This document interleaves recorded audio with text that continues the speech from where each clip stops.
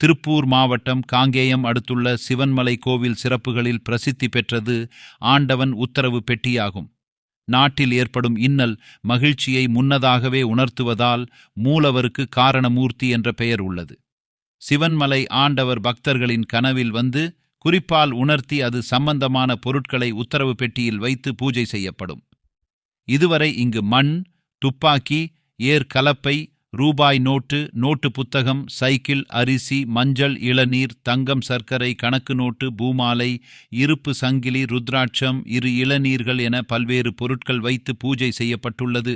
அவ்வாறு வைத்து பூஜை செய்யப்படும் பொருள் சமுதாயத்தில் ஒரு தாக்கத்தை ஏற்படுத்தி வந்திருக்கிறது. கடந்த நவம்பர் மாதம் 12ஆம் தேதி முதல் மண்விளக்கு வைத்து சிறப்பு பூஜை செய்யப்பட்டது. இந்நிலையில் திருப்பூர் மாவட்டம் உடுமலைப்பேட்டை சேரன் நகர் சேர்மராஜ் 40 என்ற பக்தரின் கனவில் காசி தீர்த்தம் வைக்க தோன்றியது.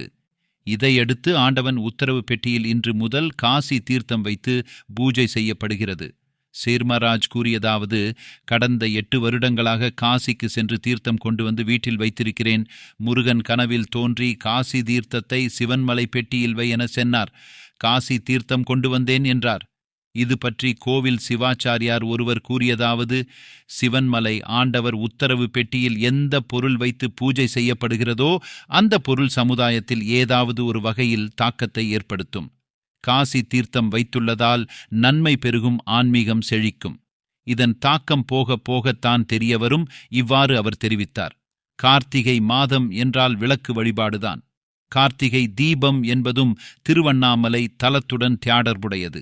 மண்ணால் திருவண்ணாமலை தலத்தில் வரப்பே ஆகும் ஆபத்தை தான் முன்கூட்டியே உணர்த்துவதற்காக தான் மண் அகல் விளக்கு ஆண்டவர் உத்தரவு பெட்டியில் வைக்கும்படி உத்தரவு வந்ததா என்ற சந்தேகம் பக்தர்களிடம் எழுந்தது. தற்போது காசி தீர்த்தம் என்பதால் இது காசி குறித்து உணர்த்தும் ஆபத்தா அல்லது நல்லதா என ஐயம் எழுதுள்ளது.